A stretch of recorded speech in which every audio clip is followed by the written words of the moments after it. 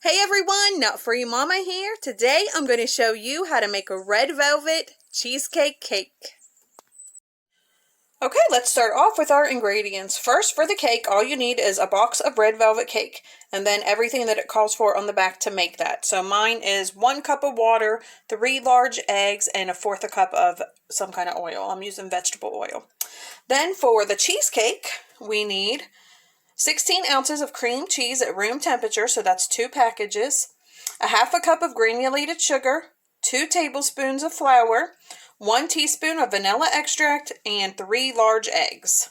So that's for the cheesecake. And then for the frosting, we need 4 ounces of cream cheese, softened to room temperature again, 2 tablespoons of butter, also softened, 2 cups of powdered sugar, a teaspoon of vanilla extract, and a tablespoon of milk, which I don't have out yet since we won't be making the frosting until later. So let's go ahead and get started. We're going to preheat our oven to 350. Then you're going to need a springform pan as well. So I have my 9-inch springform pan here, and you are going to need to cut parchment paper, and you want it to be 3 inches wide. And we are going to spray the inside of our springform pan, the bottom and the sides, and on the sides we are going to stick this paper, and it will stick up over there about 1 inch or so over the top, well, about 1/2 inch, but something like that. I'll show you after I spray mine, so I'm going to go ahead and do that right now. Alright, my springform pan is lined with my parchment paper. See, it just kind of sticks to the sides there, and like I said, it does come up a bit around the edges, and that's what it's supposed to do. So we are going to go ahead and get started. We are going to make our cheesecake first. Alright, so for the cheesecake, we are going to beat our softened cream cheese, you know, that's the 2 packages, and our sugar with an electric mixer until it is nice and combined and smooth. Alright, that looks pretty good to me. So next I am going to add in my flour and just beat that until it's incorporated. Alright, now we can add in our vanilla extract and 1 egg at a time. And you just want to beat it until it's incorporated each time after you add each egg. Alright, the cheesecake looks great. You just scrape down the sides and just incorporate any lumps that you have in there. But we are going to set this to the side, and in another large bowl we're going to work on the cake. Alright, I added all of my cake mix ingredients into this large bowl, and I'm just going to mix it with my electric mixer until it is combined. Alright, my cake mix is ready. I just beat that on medium speed for about 2 minutes until it was nice and smooth. So next we are going to pour half of this cake mix into our prepared pan. So make sure that, if you want to divide it first into 2 bowls so you know you have half, or you can just eyeball it. I'm just going to eyeball it. Alright, that looks pretty good to me. So next, using a large spoon, we're going to dollop half of our cheesecake on top of our red velvet cake. And you are not going to swirl or mix that or spread it or anything. Alright, that looks pretty good to me. So next, we are going to pour over the rest of our red velvet cake. And you do want to do this step slowly, just so you know that. Just pour it slowly so you don't mess everything up.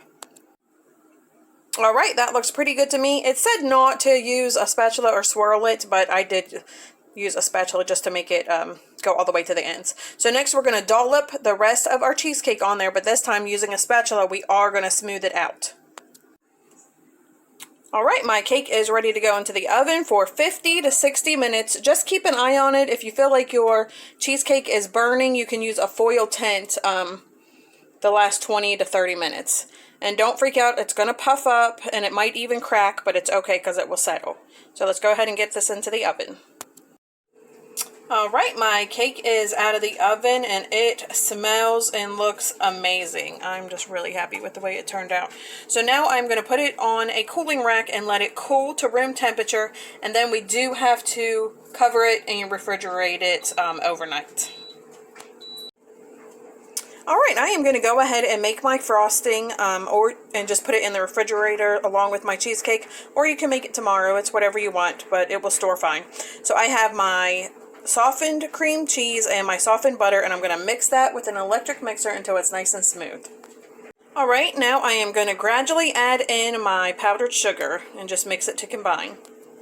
Alright, now we can add in our vanilla extract and our milk and just mix it to combine.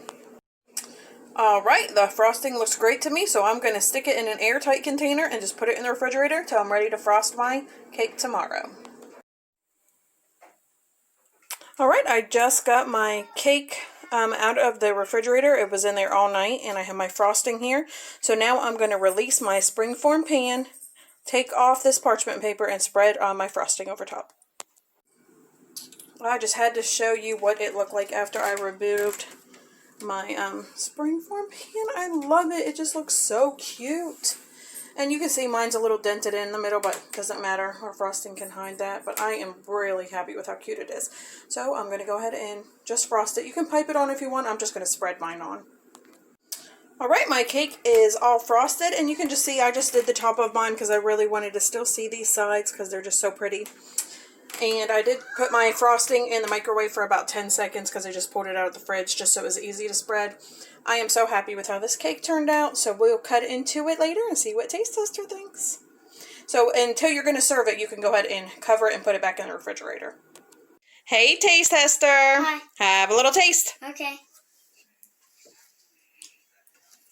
There, that's good. Do you like it? Yeah. All right, everyone, come back and see us again. Don't forget to like and subscribe. Like, subscribe. Bye. Bye.